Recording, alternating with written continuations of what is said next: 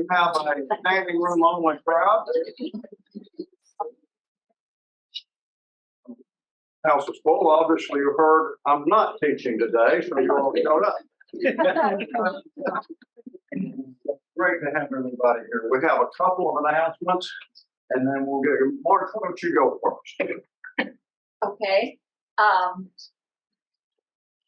I'm sorry that we aren't going to have enough books for everybody that's visiting here today, but we feel very privileged that you're here and you chose to come to this class. Jerry's 90th birthday was yesterday.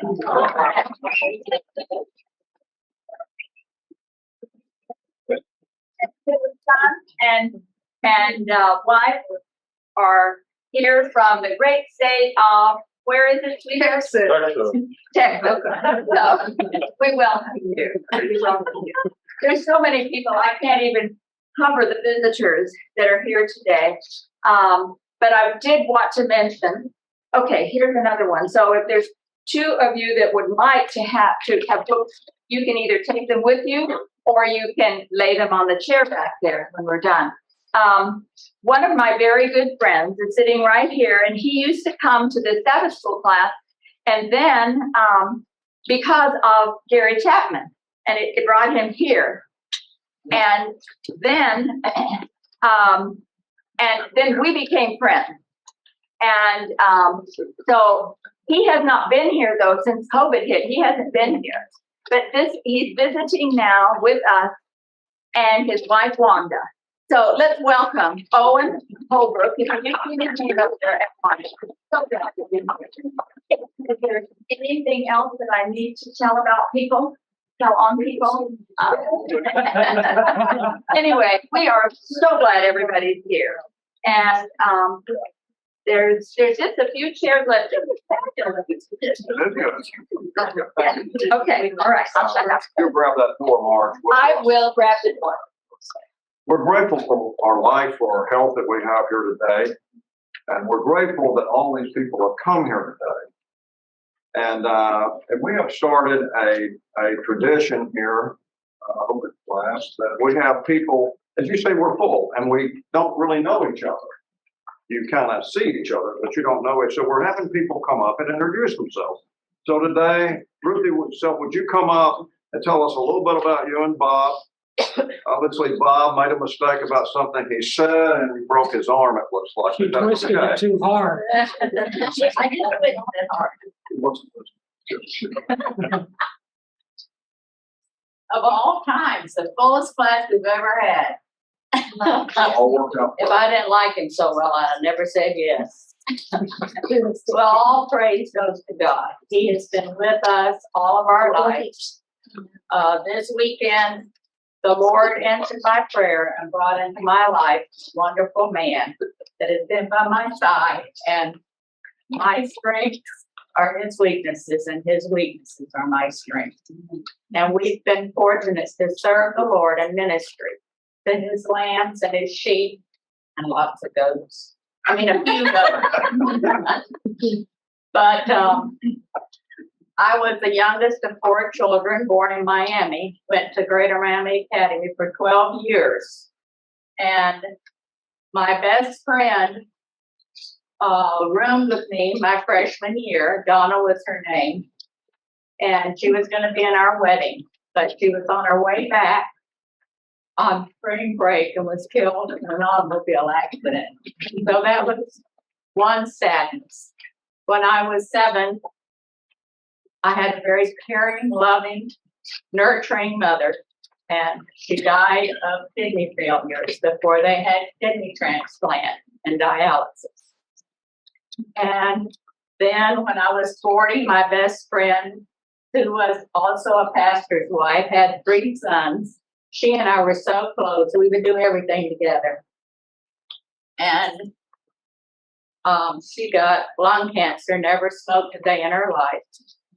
And at both those, Gary, I could relate to you because I was sure God was going to answer my prayer and raise him from the dead.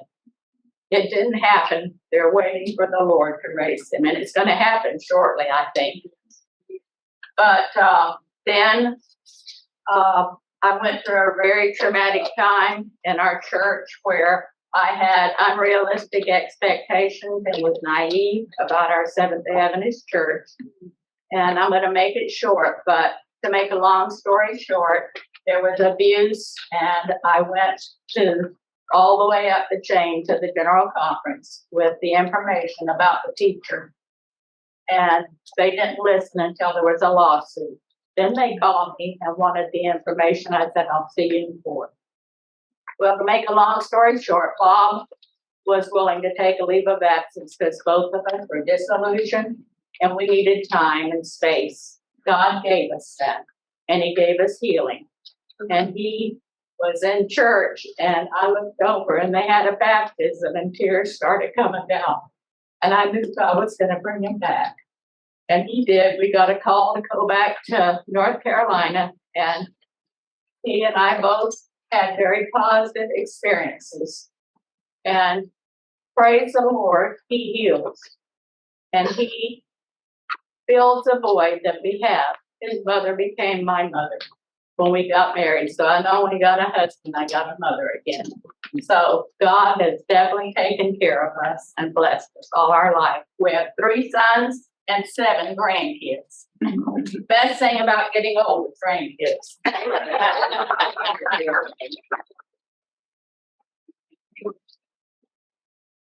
John Cosgrove is our teacher today, and since there's so many people here that have never heard John, I want to give you a little background on him. John became a really good friend of mine about 12 years ago when I had lost some money in the stock market, and he came to my aid. I didn't really know him that well. John was at one time head of Merrill Lynch here in Chattanooga. It was the #1 Merrill Lynch branch in America per capita in the nation. He went on to become president of Mellon Bank in New York, headed up UBS, Vero Beach, Florida.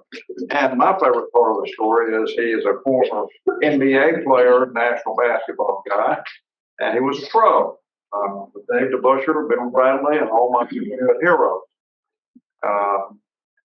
Yeah, he was an Army Ranger. So he's trained, so don't get out of line. He knows how to handle you. But with that said, John has been a real inspiration to me. His wife Trish is just great. They've been such good friends with Judy and me. With that said, let's have a word. Father, you've heard our prayers through the week. You know our needs this morning. And they're great. But also your goodness is great. Thank you for Ruthie coming up and sharing some of the things that she's had to deal with, some of the joys she's had in her life. We ask that you'll be with John, and you'll be standing here beside him this morning as he speaks to us. We ask these things in Jesus' name. Amen. Oh, and I want to thank Garth and Jana for manning the show. All Abner was a place. Thank you. Good morning. Good morning. Before I get started, let me frame this a little bit. This is a discussion class. For this to be successful, something has to happen in the next 45 minutes or so that changes you from when you walked in to where you walk out. Something was said, something happened that clarifies your path a little bit better. That's the standard. So the bar is set very high. But it is a discussion class. We've been doing this for quite some time. It's so wonderful to see this group here today. I want to start out by reading a psalm. And it's Psalm 112. By the way, you folks that do not have a harmony, don't worry, we're only reading out of the Bible today, so if you have your Bible, you're fine. But I'm going to read this psalm to you. I'm going to read it slowly, so listen. Praise the Lord. Blessed is the man who fears the Lord, who finds great delight in his command. His children will be mighty in the land. The generations of the upright will be blessed. Wealth and riches are in his house, and his righteousness endures forever. Even in darkness, light dawns for the upright, for the gracious and compassionate. and righteous man. Good will come to him who is generous and lends freely, who conducts his affairs justly. Surely he will never be shaken. A righteous man will be remembered forever. He will have no fear of bad news. I'm going to repeat that. He will have no fear of bad news. His heart is steadfast, trusting in the Lord. His heart is secure. He will have no fear. In the end, he will look in triumph on his foes, and he has scattered abroad the gifts of the poor. His righteousness endures forever. His horn will be lifted high in honor. A righteous man has no fear of bad news. You know, by the way, thank you for joining us virtually. 32. Oh, I'm sorry, 112. No fear of bad news, huh? You know, I always thought of myself as, I'm all right. I'm trying hard here. But a righteous man has no fear of bad news. No fear, huh, Ken? All of a sudden you get this phone call that informs you that your daughter has a learning disability and will never be normal. She's in 2nd grade. Have no fear. Oh, you got a letter from the IRS. You're going to go through a full audit. No problem. This is a good one. You're going to go home today and your power's out. Worse yet, you have no cable or no internet, so you can't watch TV. You open up your checking account and you discover you really don't have any money. In fact, you decide you have to go fishing, not because it's fun, because you have to put something in the refrigerator. Or maybe somebody wrote $15,000 worth of checks. A lady walks into Edmonton, North Carolina, impersonating you, has your driver's license, and withdraws $15,000 in cash. And now you have to figure this out. Don't be afraid. Bankruptcy is an option. Turn on CNBC, inflation's out of control. We have a war over in Ukraine. Oh, your child got selected for an ambassadorship program. She's 13. So she goes overseas, and all of a sudden one night you get a call from London where she's been abandoned in the Hard Rock Cafe bathroom, and she doesn't know what to do. No fear. You just got fired from your job or forced to resign. Anybody go through that? I know you did. You have been deceived or lied to by people that you really trusted.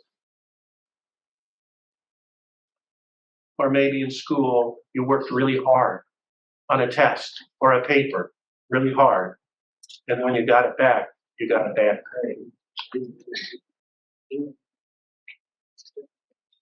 There's people in this room that had bad news this week. There's people in this room that could stir it with bad news now.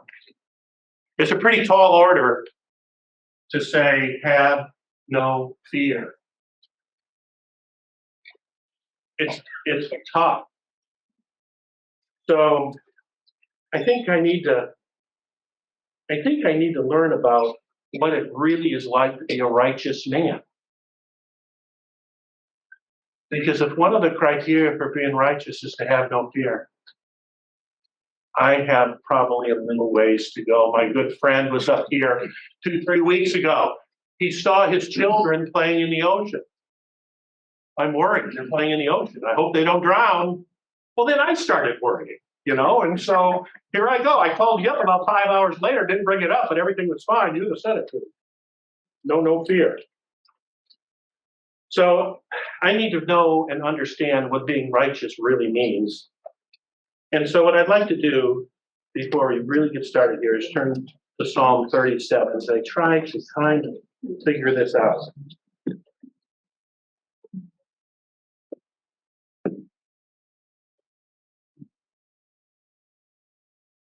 I'm going to paraphrase this because I'm going to do it in bullets.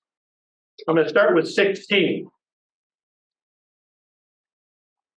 Better the little that the righteous have than the wealth of the many wicked. For the power of the wicked will be broken, but the Lord upholds the righteous. 21. The wicked borrow and do not repay, but the righteous gives generously. Those the Lord blesses will inherit the land. 25. I was young, now I am old, yet I have never seen the righteous forsaken, or their children begging bread. They are always generous, lend freely, their children will be blessed. 30. The mouth of the righteous man utters wisdom, and his tongue speaks what is just. The law of his God is in his heart, his feet do not slip. And finally, 39. The salvation of the righteous comes from the Lord. He is their stronghold in time of trouble. The Lord helps them and delivers them. He delivers them from the wicked and saves them because they take refuge in him.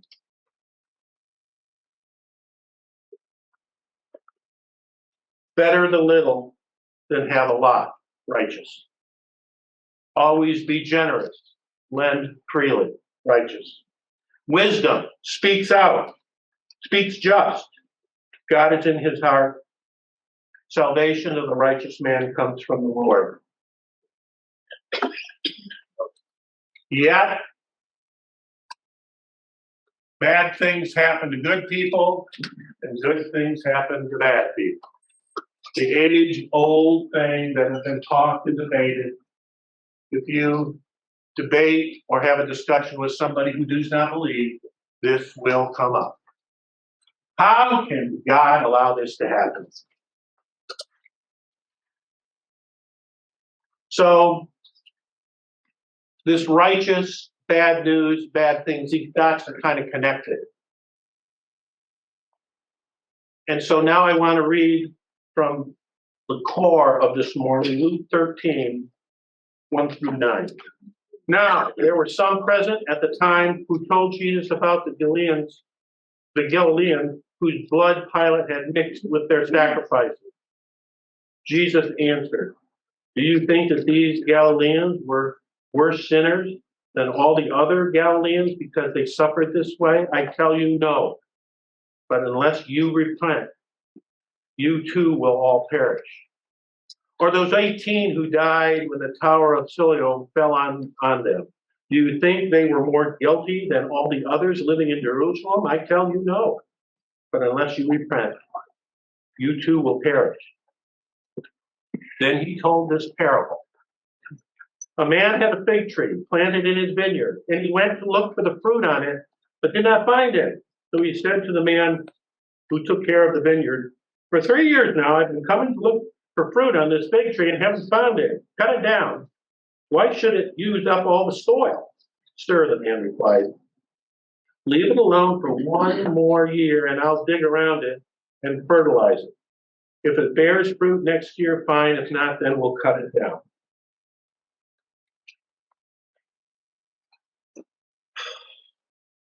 This whole thing is quite troublesome to me. Is it to you? You know, I got pretty good kids, I think. You know, we got good Christian families. You know, some of you have met them. You know, just last week, told a story about a man whom I know, whose son was found guilty of first-degree murder, and he's spending the rest of his life in jail. And I look at the man, and I'm thinking, you know, I kind of see it. I kind of understand a little bit now why this happened. You know, I see it. He used to work for a guy who ran Cleveland, Ohio, ran a real strong organization, well-trained, very disciplined, kind of hard-nosed guy. But at home, he'd go home, and it was just the opposite. Everything was okay. He had 3 daughters. They could do whatever they wanted to do. There was very little discipline. Both daughters, the 2 oldest daughters, are not doing well. The youngest died of a drug overdose at age 30. And I sit there and say, oh, you know, we'd have been a little bit more like, maybe that wouldn't have happened. And then I prepared for this lesson. And I had to ask myself, what's the difference between those zealots, those participants who were questioning Jesus, and me? What's really the difference? Do you have any thoughts on this? Yeah. My experience with you is that you have somewhat of an open mind. Well, I hope so. At least somewhat. Somewhat. Sorry about that. I know, I got framing. Go ahead, it's there. What else? Bad news, bad things, being afraid of this. What do you think? I mean, if you're totally at peace with Christ, you're not afraid of these things. But am I righteous? Am I at peace? Do I worry? Do you? Anybody here dealing with bad news right now? Huh? Anybody worried about something that's being stirred? So how do we do this? I mean, we're all supposed to have a righteous fiber in us to become righteous. Give freely. Speak with wisdom. Don't be afraid. How can we get there? Yes, ma'am. Think it all boils down to trust. Speak up here. Here. I said, I think it all boils down to trust in our Father above. Boils down to trust. Roy. What I was going to say is that we need to recognize that we're on a journey. And the absolute forgiveness that God gives to us cleanses us from all of the things that are going on that are bad in our life. If we are willing to give them to Him and ask for His grace to overcome.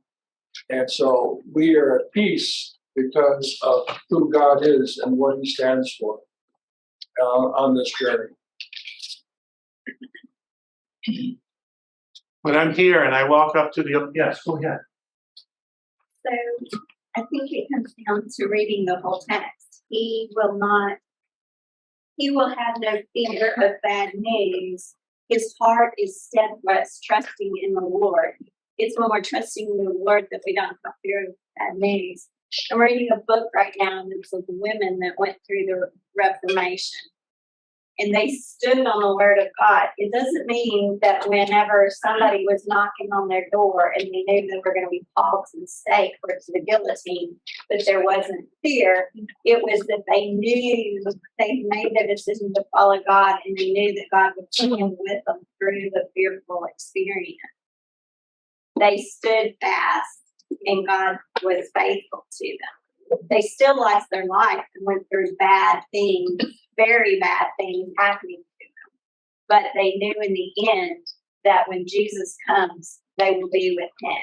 So it's the steadfastness that you get from knowing what the end is. But the very next verse says, His heart is secure. He has no fear. In the end, He will look in triumph on His foe.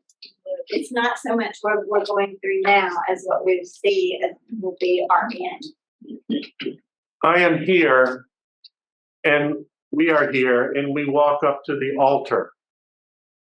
And we bring these problems and put them on the altar. If we all did that, we'd probably have a stack up to the ceiling. And then we walk away. But I can speak for me, but then I'm going to walk out there. And I know you're right. I know that's right. But how do I really get there? Yeah. We'll say we're debating here. I'm on the opposite side with no faith.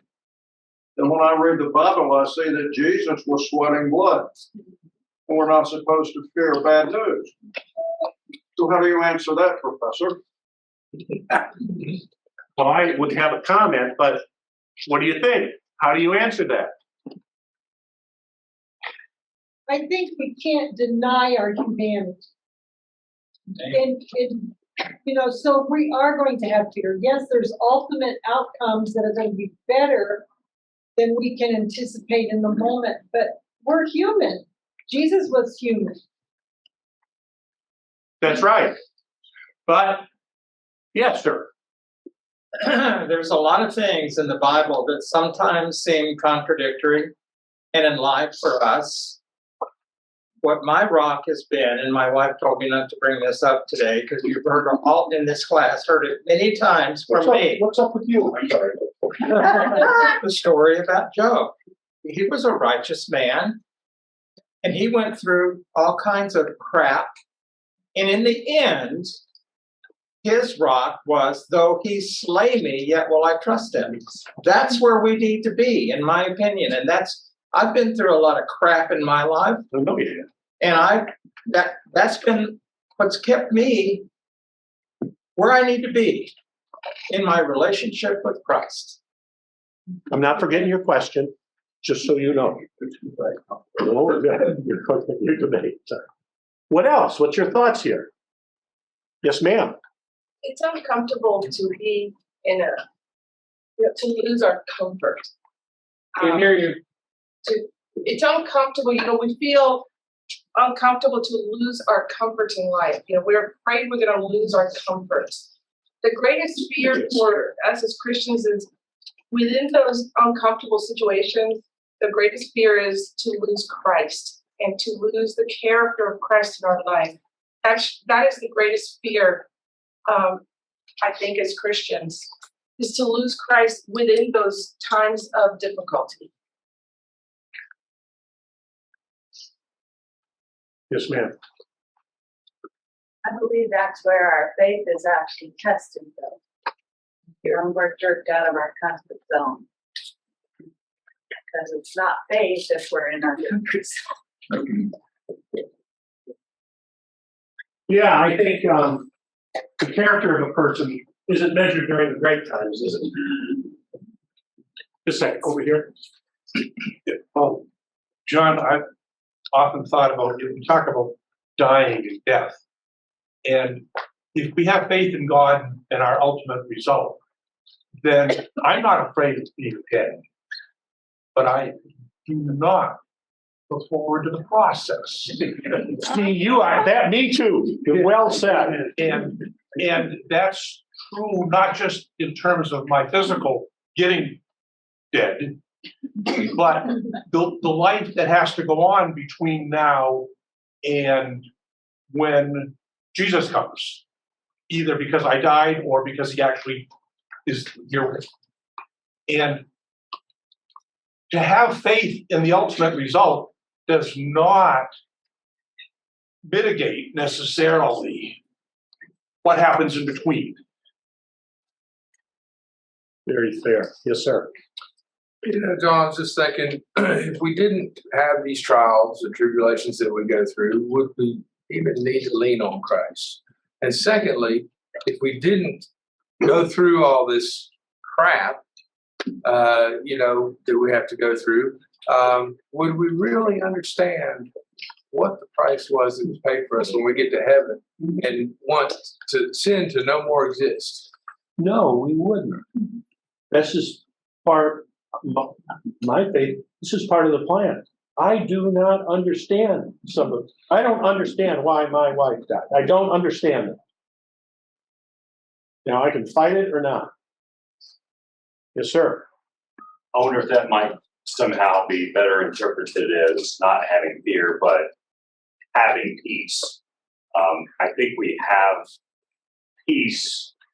We can have peace through anything. I think God has given us, there's a book, The Gift of Fear. I think fear can actually be a good thing. It's a mechanism to protect us. If we didn't have fear, we might walk off the cliff, Sure. there are things that we need to fear, that God has given us that as a protection for us.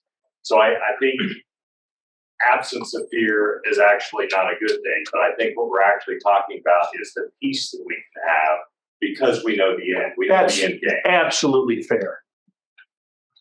I mean, we sit here, let's look at this, I mean, the example that we're supposed to try to follow is Jesus Christ, who was born on this earth. So, let me ask you, all of a sudden Joseph gets a dream and he's got to pack up everything and go to Egypt. Is that good news? Then all of a sudden he gets another dream. We're going back 2 years later. I don't know. Is that good news? Geez, our 13-year-old son is lost. We left him in the temple. Or left him, we didn't know where, and we found him in the temple. Where is he? I'm scared. Is that good news? Walks into the desert. Doesn't eat for 40 days or drink for 40 nights, and then goes nose to nose with the devil and doesn't blink. How fun was that? I don't think Christ is scared. What about getting whipped 40 times? Good news. And then he gets sentenced to death. Was that bad news? It was news. And then he gets nailed to the cross. But then what happened? He looks to his left and says, "You will be with me in paradise today." And so with all this baloney that was going on, all this darkness, a beacon of light showed. And when light shows, what does darkness do? It leaves. So when we talk about character, and what do you do during the tough times? We do have a model. My answer would be, first of all, if somebody's looking for an answer, I'm in that discussion. If somebody's searching, I don't believe this stuff, but I'm searching. Then I can preach. Then I can talk. Then I can tell the story of Jesus. I can try to connect the dots and say what I just said. And let's see where it goes. My feeling is that I'm not going to transform that person. I don't have to do God's job. God does it just fine. But I can maybe be a vessel. That's how I would be thinking. There's two passages of scripture that intrigue me, and I've had to wrestle with this in my own life, but it's Romans 5, beginning in verse 3. We rejoice in our afflictions because we know that affliction produces endurance. Endurance produces proven character, and proven character produces hope. This hope will not disappoint us. And I add that to the verse in Hebrews where Paul says, Christ learned obedience by the things that he suffered. So is there something about suffering that develops our character or helps us to align more closely with the will and design of God? Of course. Yes, ma'am. I read it this week and it says, Wow.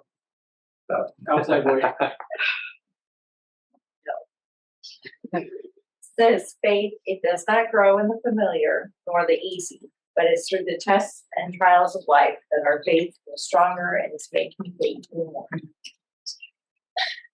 And so where we're coming to here is that hard time.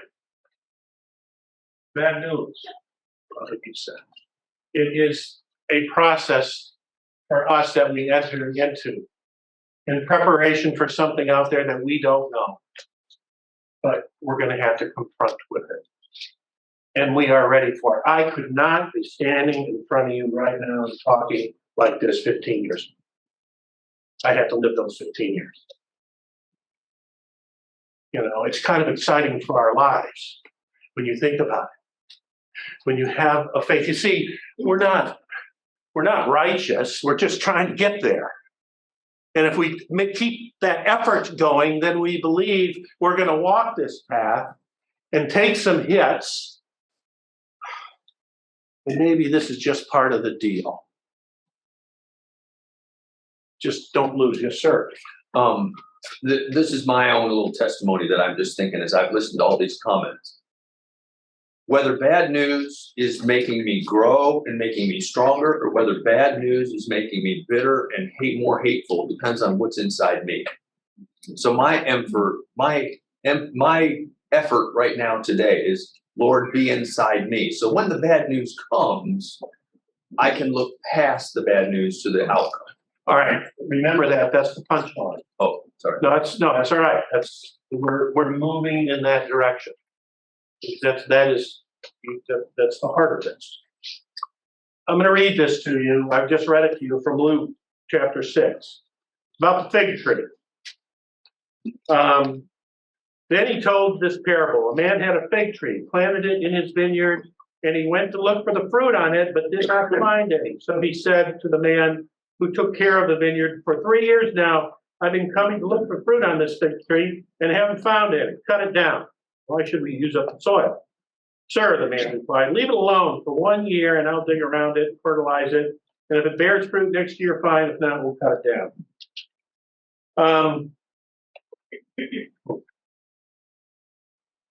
I would like to read for a second here to help prepare for this.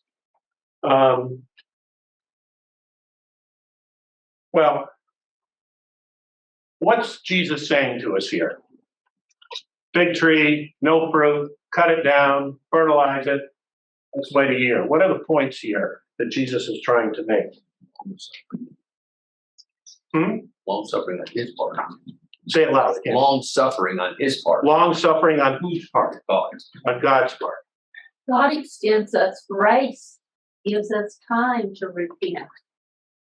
Turning. Okay, so that analogous to the fig tree is more time. He also fertilized. Yeah, yes, ma'am. I believe the fertilization of the fig tree represents God's customized plan to take us where He needs us to be fit for heaven in His service. Matthew 7. This is what I'm looking for. That last comment was by my daughter-in-law. Okay, Jerry, we knew that. I didn't. Hey. Matthew 7, 15 through 20. Watch out for false prophets. They come to you in sheep's clothing, but inwardly they are ferocious wolves. By their fruit you will recognize them. Do people pick grapes from thorn bushes or figs from thistles? Likewise, every good tree bears good fruit, but a bad tree bears bad fruit. A good tree cannot bear bad fruit, and a bad tree cannot bear good fruit. Every tree that does not bear good fruit is cut down and thrown into the fire. Thus, by their fruit you will be recognized. This tree doesn't have any fruit. He says, cut it down. And the caretaker says, let's work with it. Yes, John. I'm no different than the fig tree. God has given me numerous chances. I'm walking along life's pathway, and every time I come to a fork in the road, He gives me the power of choice. No matter which path I choose, I get everything that goes along with that path. Now, I always want to get even, but vengeance is God. And Jerry Arnold tells me God is seldom early, but He's never late. I can get even, but whenever I do, I pay the price for it. It is my opinion that we are all in a school from which on this earth we will never graduate. And each test that we come to is a test to see which path are we choosing. And no matter what path we choose, we see how far short of God's character I fall. But I am compensated with my what's the word I'm looking for? I have a growing distrust, disrespect, and disgust for myself when I compare myself to my Creator. But it brightens my thoughts whenever I remember that wherever I fall short, He makes up the difference. And in the end, where will I wind up? If I continue to say, this is a limit that I will not go past if I'm going to be a Christian, then I think in the end, I win. And that's what's important. Sounds like you had a good discussion with Jerry. I called Jerry this week and said, this is what I'm teaching. And the first words out of his mouth was, good luck with that one. what he said. He goes, this will be a problem. We got into it. Glad you had a good discussion. Very well said.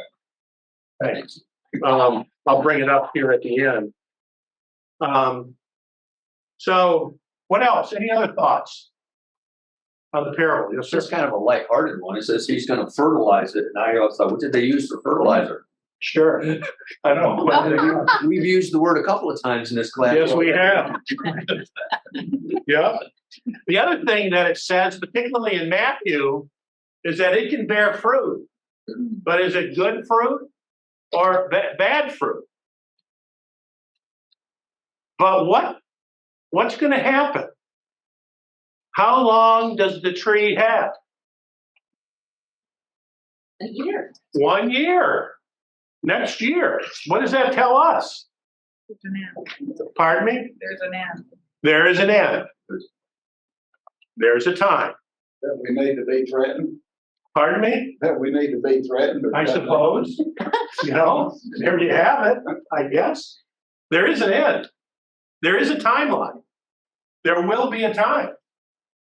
With this tree, it's got to bear fruit. Yes, sir. I don't mean to be frivolous, but back in the day when they fertilized plants, they had cows and cattle, not chemicals like we have today. Well, that's where fertilizer came from. Mm-hmm. I was thinking about Christ as our example. And if you look at him as he went up on the Mount of Olives, he was suffering. He was in anguish over what he was facing. He was in anguish. And he's our example.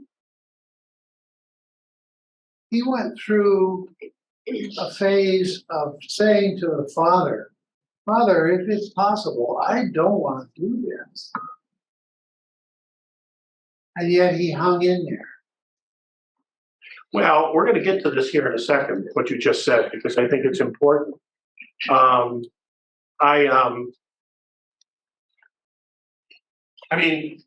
brought it up earlier.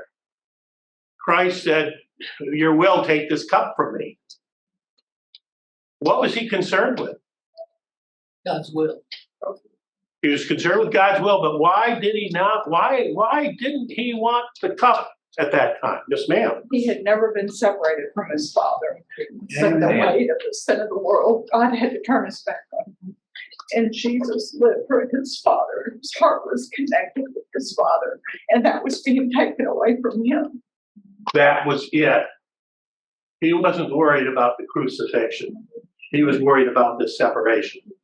Because the Father was inside of him, and he did not want that to change. And we had it brought up earlier. Yes, sir. Go ahead.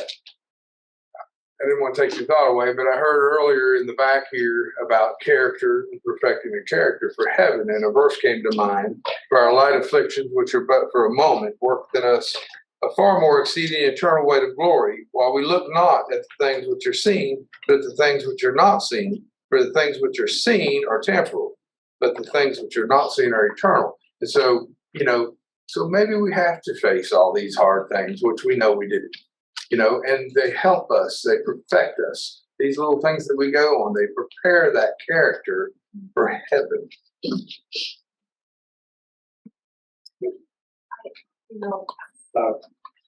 I guess sometimes when I study, I sit here and I begin to wonder, what is it really all about us? Or is there a much more far-reaching thing going on? And I guess this question that was kind of going through my mind is, when Christ went through what he went through on the cross, there was, in my mind, I think, a certain finality for a third of heaven. Can we speak up just a bit? Yeah, what you're saying is important. We got to hear for that. I guess what I'm trying to say is I think sometimes it reaches much further than just us. When I study, sometimes I think in terms of, well, what was going on for God? And at the point of time that Christ died and went through what he went through on Calvary, I think maybe it was a very, very sad time for God too, because not only was a third that had been cast out of heaven, but then the rest of his creation was putting essentially a piece of him to death. He's physically going to stop his journey here from the resurrection, 40 days, until he comes back. Of course, when he left and said, I'll come back, they thought he was going to come back in about a half hour. And that, of course, was not the case. I don't know. I guess all I'm trying to say is it seems like there was something way more than just the important part is, yes, this was his redemption for the creation. See, how much time do I have? Okay. All right. These dots are going to be connected with this question, so bear with me. What's the difference between being a Christian and being religious? What's the difference? Yes, sir. Choice. Choice. I need more. It's an outward, one's an inward. Is that right? He said one's an outward and one's an inward. What did you mean by choice? We're all human. We all screw up. There's no question. There's absolutely nothing I can do to earn God's love. I can't have faith. It's not in me. Not possible. But my choice is to accept what he did and let him work. I get it. So when I have a crossroad, I'm going to make the wrong choice. But on the same hand, when I screw up, I have to choose his forgiveness and his ability to turn things around. Doesn't mean I don't fear. Yeah, but that means when you make that choice, somewhere in your being, God's embedded in you. And that's what we were talking about earlier today. And that's choice. That's choice. Yes. Gordon? Well, I was just thinking of it in terms of, as a religious person, I think of them as people who are focused on an institution, a group of people, whatever. And I think of a Christian as someone who's focused on Christ. All right. So I have a theory connected to what you just said. Anybody else have a view on this? Yeah, John. I think his choice involves relationship with our Creator. Right. With that discussion, that relationship is embedded in that choice or not. Yes, ma'am. Isn't Satan religious? He knows the Bible back and forth. Yes, amen. But he's not Christian. Fair enough. He's not a Christian. There's a distinction. Yes, ma'am. The difference, knowing God intellectually, knowing the Bible and God intellectually, religious versus Christian, knowing him also intellectually, but having him in the heart and living out and surrendering to his will. Touche. John. Because I'm going to get to Jesus's prayer in a second. One more thing, just a second. Yeah, here. Oh, I was just going to say that, in my opinion, being religion or being religious, there's no relationship with Christ. But being a Christian, there's a relationship with Christ, not just with your specific. Okay. Okay. Just a second, first here. Thank you. I think somebody might show both being religious and being a Christian at the same time. And maybe that's the tree that doesn't bear any fruit at this point. And until the time of fertilization, and you see which kind of fruit they produce, you wouldn't know the difference between a Christian and a religious person, because somebody's really good at being religious. And maybe that's all they had at the time. And until they receive fertilization from above, they're not going to show the fruit that they are a true Christian, or that that's the way they actually want to be. Yes, sir. A religious person, I think, emphasize in formality, emphasize in appearance. The Christian person should be a 24/7 Christian because his relationship or her relationship with Christ, not just Sunday or Saturday. That's what that's what I should be. You're right. I got that. That's what I should be. I'm that way right now, you know. I gotta walk out those doors in a little bit, you know? Yeah. I think it's told to us in the letter to Philippians 4, 6, and 7. I'm gonna summarize. Through prayer, we're given a peace that surpasses all our understanding. So it doesn't matter what happens, through prayer and faith in God, it's given us that peace that everything's all right. See, that's what we were talking about earlier, though. I mean, bad things happen to good people. And so, me as a Christian, I've got to believe there is a reason for this, and I don't need to understand it, but I'm going to get through it. I got to go through it. And through this, I got to get God more embedded in me. Here, consider this for a second. A religious person, after doing this, you know, I reflect, this came to me about 3 a.m. You know what my life's like. A religious person focuses on solutions for bad news, or anticipates bad news for fear of evil. Whoever prayed this, like, Lord, please, we need to win this ball game. Lord, please help us win, beat these guys. Lord, this injury needs to be healed. Heal this injury. Lord, I'm in peril. Help me physically survive. Let me live. Now, anybody here said any prayers like that before?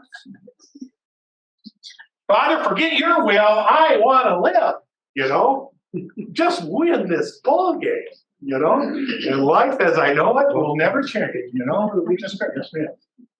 So I wonder if I'm really truly a Christian, instead of saying good things happen or bad things happen to good people, if I don't recognize when I look at Christ that I am no good.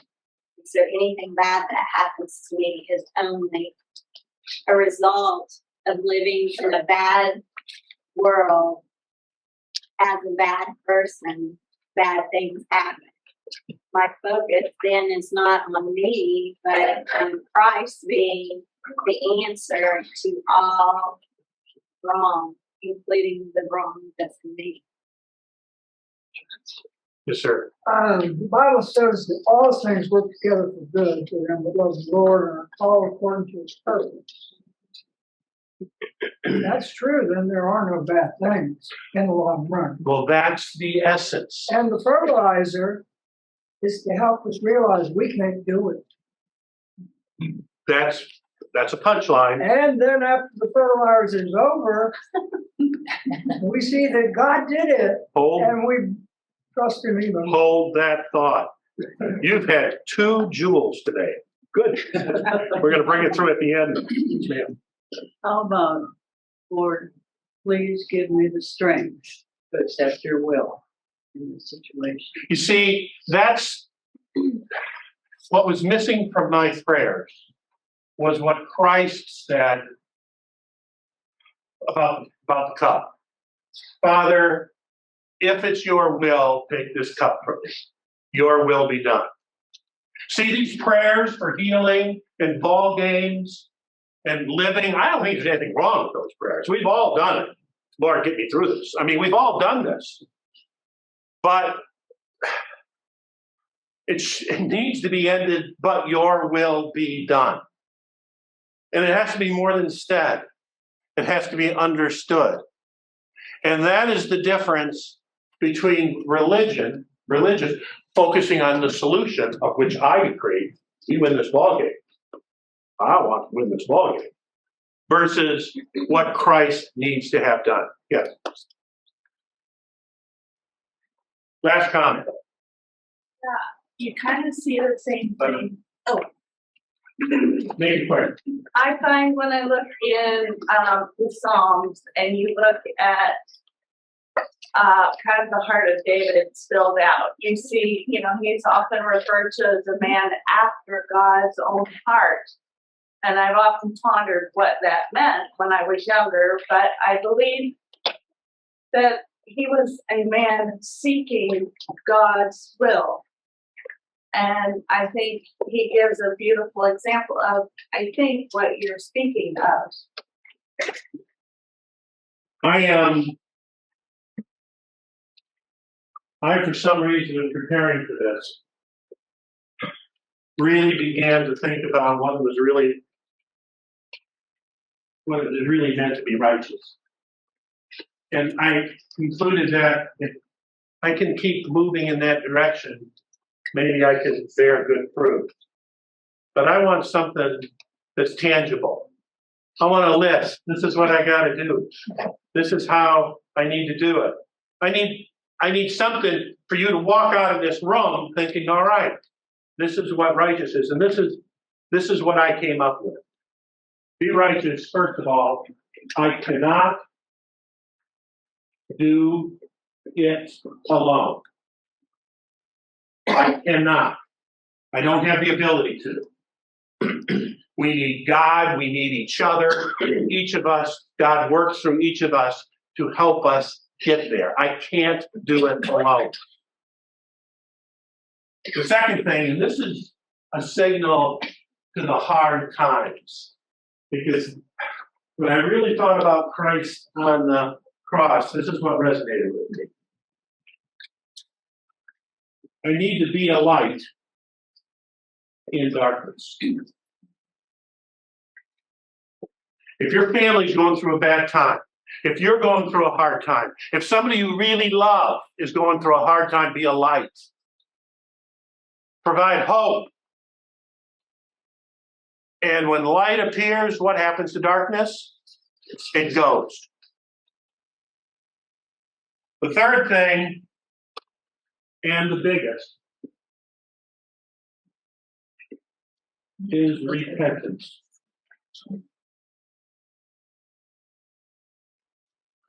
I am not good enough.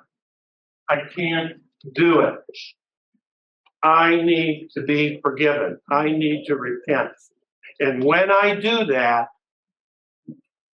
God enters a little bit more inside of me. And so when I have those choices that I have to make, it's just part of my DNA. This is what I do. With all my mistakes, it is embedded in me. But that doesn't come easy. And it happens through repentance. Righteousness. Don't go it alone. Be a light in tough times. And repent all you can. Thanks. Thank you, John. John spent hours and hours preparing for this. We got off to a late start, and I'm so sorry. Because we had so much more to give and to offer. Oh, bad news, bad news, bad news. Everywhere, bad news. There's a good solution. Good news. Did you know that 4,300 students in public schools in Hamilton County are taught Bible every day? You know that? Have you never heard of Bibles in the schools? Most of you haven't. Well, I have decided to rank one more time I'm going to invite Bibles in the schools to come talk to you in the next few weeks and hear some of these teacher stories. Some of these kids don't even have a Bible in their house. Most of them don't know that there is an Old Testament and a New Testament. Good news. And I intend to get them. I want you to hear these tremendous stories. It's amazing. It's all paid for by private funds. It's good news. There's a solution. And Cosgrove got it through this way. And I hope that you write it down and remember it. Think about it. Next. You're doing a good job. Why don't you have a prayer, buddy? Father, thank you for bringing us all together today. Help us to understand your word the way that you want us to understand. Help us all be vessels as we walk out of this room, helping people, ourselves and others, understand that we don't have to understand as long as we know your will is embedded in us. Take this cup, but your will be done. Amen. Thank you for coming. If anybody would like to get on our email list, get our lessons, come see me. I'll write you up. Thank you.